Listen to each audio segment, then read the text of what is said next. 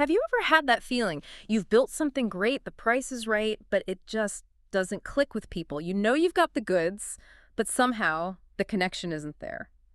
Well, our sources suggest something really fundamental. People aren't just buying your product, they're buying a better version of themselves.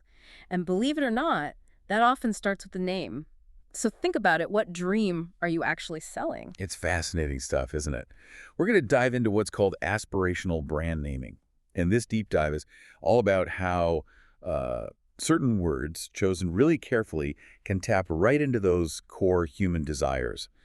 Transformation, achievement, getting better. It really is selling the dream, much more than just the item itself. Okay, so how does that actually work in practice? Let's take a classic example, Nike. I mean, they didn't just pull a name out of a hat, right? It wasn't just some cool Greek goddess. Exactly. Nike, the goddess of victory.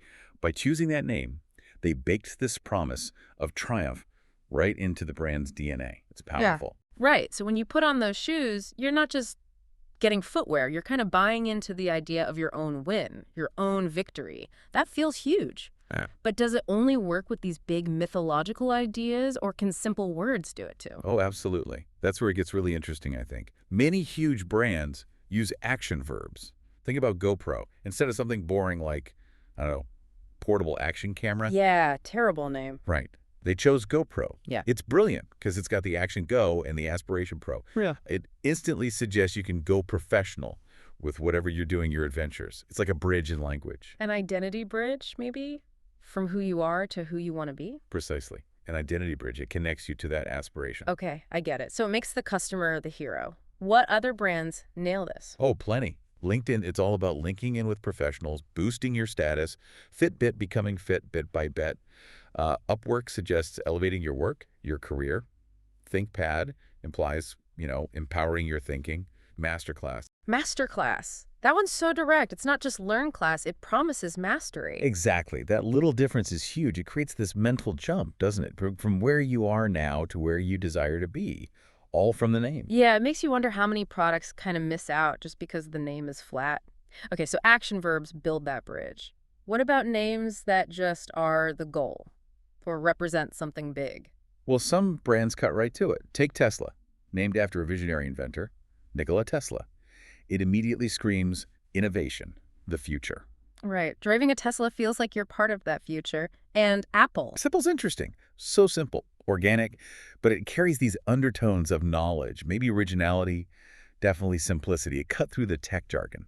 And what about names implying, say, wisdom or some kind of advantage? Good question. Oracle is a perfect example. They name themselves after, well, Oracle's sources of profound wisdom.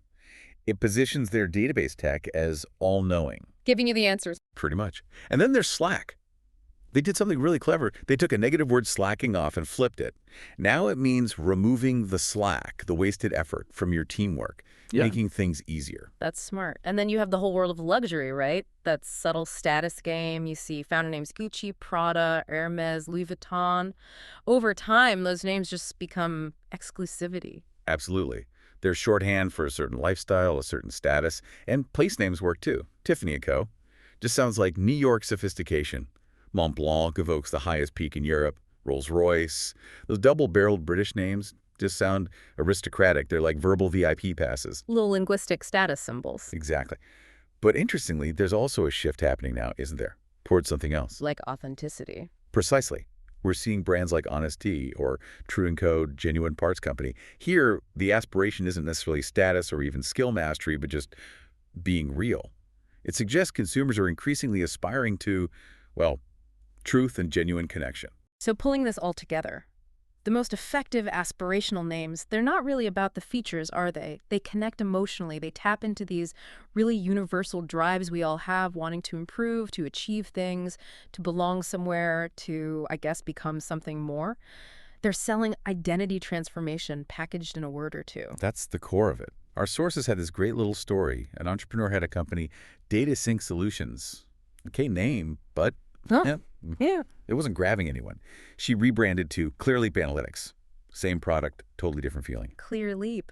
I like it. Implies progress. Exactly, a clear leap forward. Customer acquisition doubled. The product was the same, but the promise changed because the name resonated with aspiration. So, in today's noisy world, that name is often your very first shot, maybe your only shot to connect with what someone hopes to be. It makes you think, doesn't it? What dreams are you buying into or maybe selling every time you hear a brand name? What's it really promising you?